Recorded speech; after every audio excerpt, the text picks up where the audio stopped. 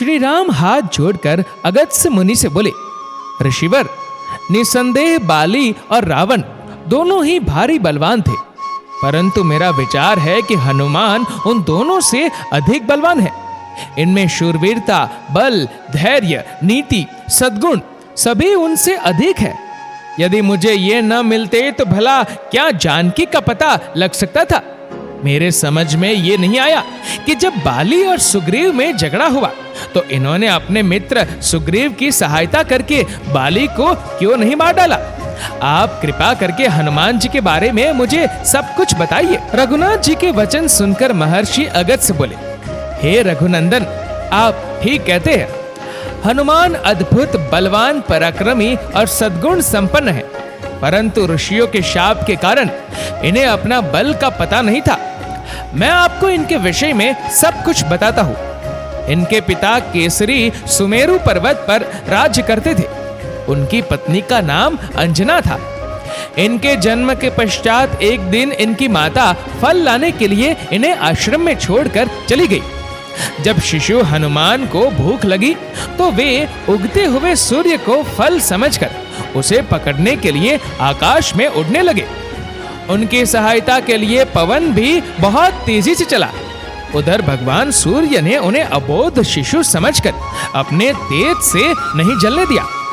जिस समय हनुमान सूर्य को पकड़ने के लिए लपके, उसी समय राहु सूर्य पर ग्रहण लगाना चाहता था।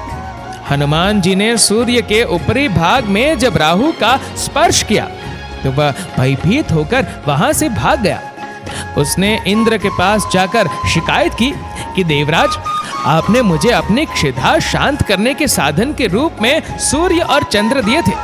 आज जब अमावस्या के दिन मैं सूर्य को ग्रस्त करने के लिए गया तो मैंने देखा कि एक दूसरा राहु सूर्य को पकड़ने जा रहा है।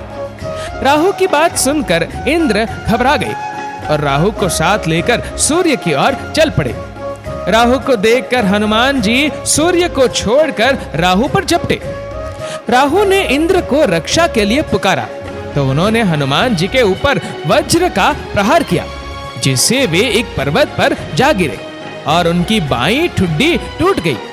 हनुमान की यह दशा देखकर वायुदेव को क्रोध आया। उन्होंने उसी क्षण अपनी गति रोक ली। इससे कोई भी प्राणी सांस न ले सका और सब पीड़ा से तड़पने लगे। तब सारे सुर, असुर, यक्ष, किन्नर आदि ब्रह्मा जी की शरण में गए। ब्रह्मा उन सब को लेकर वायुदेव के पास गए। वे मृत हनुमान को गोद में लिए उदास बैठे थे।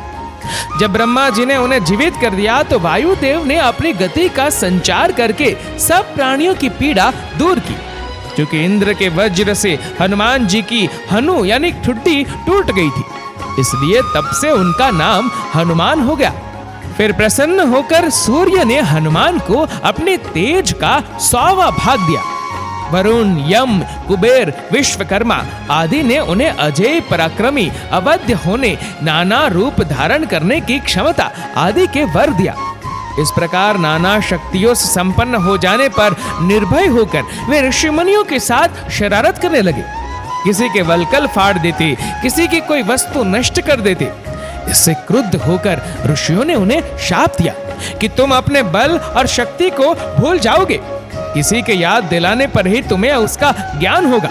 तब से उन्हें अपने बल और शक्ति का स्मरण नहीं रहा। बाली और सुग्रीव के पिता ऋक्षराज थे। चिरकाल तक राज्य करने के पश्चात जब ऋक्षराज का देहांत हुआ तो बाली राजा बना। बाली और सुग्रीव में बचपन से ही प्रेम था।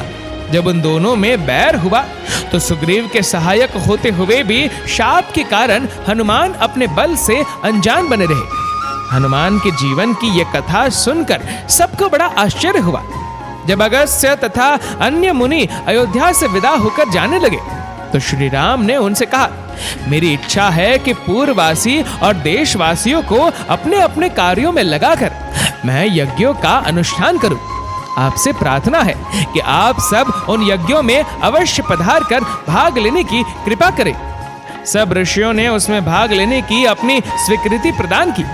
फिर वे वहां से विदा होकर अपने अपने आश्रम को चले गए। दोस्तों, इस वीडियो को लेकर आपकी क्या राय है नीचे कमेंट करके जरूर बताएगा। और अगर आपको वीडियो अच्छा लगा हो तो इस वीडियो को लाइक करेगा, शेयर करेगा ज्यादा से ज्यादा लोगों तक। और ऐसे ही और भी स्पिरिचुअल वीडियोस के लिए सब्सक्राइब करें हमारे यूट्यूब चैनल को और फेसबुक पर फॉलो करें हमारे पेज को। धन्यवाद।